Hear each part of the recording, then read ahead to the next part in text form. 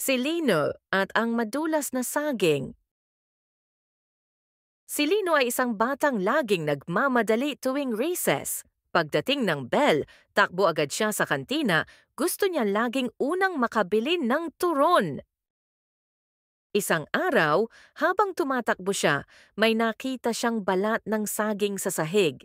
Pero sabi niya sa sarili, "Hindi ako madudulas. Mabilis ako." Kaya tumakbo pa rin siya ng buong bilis. Whoosh! Plak!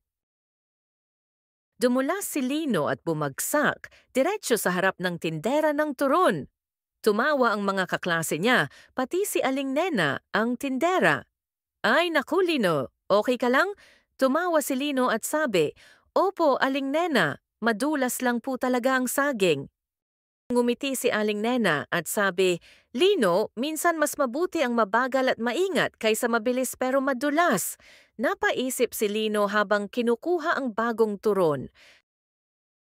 Simula noon, naglalakad na lang si Lino papunta sa kantina.